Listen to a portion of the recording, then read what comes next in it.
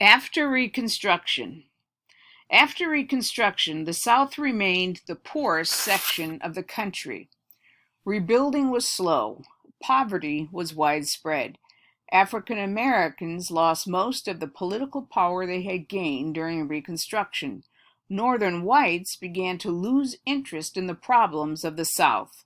Many African Americans and poor whites in the South became trapped in a system called sharecropping. Sharecropping is a system in which someone who owns land lets someone else rent the land to farm it. The renter or tenant farmer pays rent with a share of the crops he or she raises. The renter then uses the rest of the crops to feed the family or sell for income. In the South, sharecropping was run in a way that often kept people in debt. Landowners would charge high interest on money tenant farmers borrowed for seeds and tools. It was often impossible to pay off the debt. It was rare for sharecroppers to save enough to buy their own land. Negative reaction.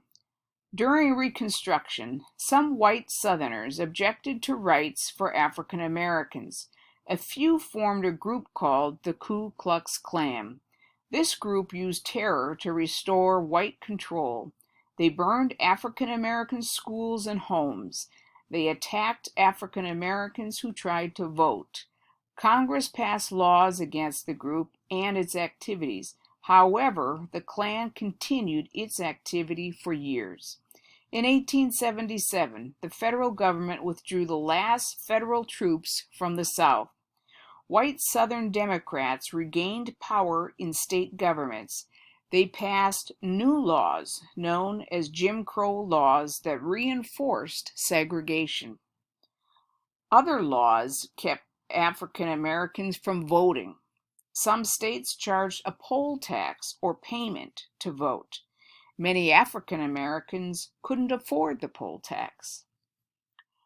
Number 4, analyze the picture.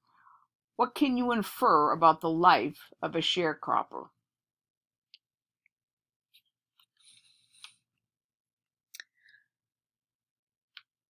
Some states required African Americans to take a reading test before they could vote.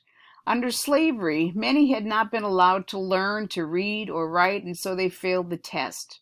A grandfather clause was added to some state constitutions. It said that men could vote only if their father or grandfather had voted before 1867. This grandfather clause kept most African Americans from voting.